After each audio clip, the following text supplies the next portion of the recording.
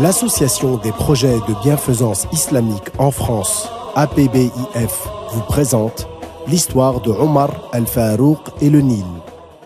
Durant le califat bien guidé de notre maître Omar al-Farouq, que Dieu l'agrée, les musulmans conquirent l'Égypte. Le compagnon Amr ibn al-As fut le premier à la gouverner. La religion de l'islam se diffusa. Les gens enseignaient la bonne guidée de l'islam, ses voies et préceptes éminents, et les Égyptiens se convertirent massivement. La lumière de la religion agréée par Dieu se propagea dans ce vaste pays dont le Nil irriguait les terres. Les habitants d'Égypte comptaient les mois coptes avant d'apprendre les mois lunaires. Et lorsque le mois appelé Ba'ouna arriva, l'un d'entre eux dit à Amr ibn al-As: « Ô émir, dans notre pays nous avons une habitude, et le fleuve du Nil ne coule qu'avec la réalisation de cette pratique.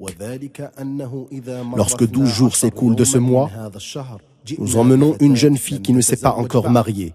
Nous consolons ses parents avec de l'argent et nous la leur prenons. » Amr ibn al-As, intrigué par leur discours, leur demanda: « Et où emmenez-vous cette jeune fille ?» Ils répondirent: « Nous l'habillons avec les plus beaux vêtements et la parons des plus beaux bijoux. Nous la faisons très belle, puis nous l'emmenons au fleuve du Nil. Elle se tient sur une estrade en bois faite spécialement pour l'occasion. Les gens viennent pour voir cela. Et quand le temps arrive, nous la jetons dans l'eau pour qu'elle se noie et meure. Et nous croyons qu'ainsi, le fleuve va déborder et irriguer les terres, et que si nous ne faisons pas cela, les terres sécheront. » Amr ibn al-As fut étonné en entendant cela. Il sursauta et dit: « Mais cela ne peut pas avoir lieu dans l'islam. L'islam efface ce qui l'a précédé. C'est-à-dire qu'il efface ce qui était antérieur comme mécréance, égarement et péché. Il leur enseigna qu'il n'est pas permis de tuer une âme sans droit. Il leur défendit de faire cela en les menaçant.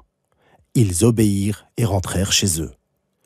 Les gens restèrent ainsi 3 mois, et le fleuve ne coula plus, au point que les habitants songèrent à quitter l'Égypte en quête d'eau, car la plupart d'entre eux étaient des agriculteurs.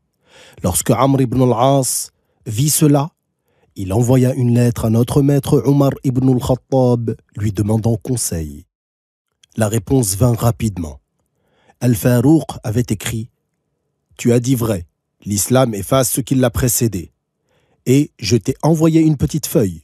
Jette-la dans le Nil dès que tu recevras ma lettre. » Il avait écrit sur cette feuille ce qui signifie: « Je commence par le nom de Allah Ar-Rahman Ar-Rahim, de l'esclave de Allah Omar, l'émir des croyants, au Nil du peuple d'Égypte. Si tu coules de toi-même et de ton propre chef, alors ne coule plus. Nous n'avons pas besoin de toi.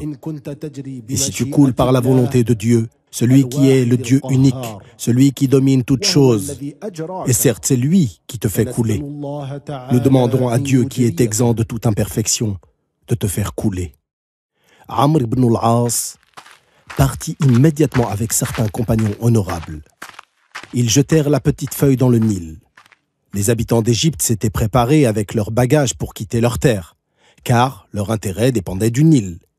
Le lendemain matin, le Nil coula abondamment par la puissance de Dieu qui est exempt de toute imperfection. Son niveau augmenta de 16 coudées en une seule nuit, et les habitants d'Égypte cessèrent cette mauvaise habitude. C'était un prodige éminent, profitable, béni pour notre maître Omar ibn al-Khattab, que Allah l'agrée, et c'est ainsi que le bien se propagea en Égypte.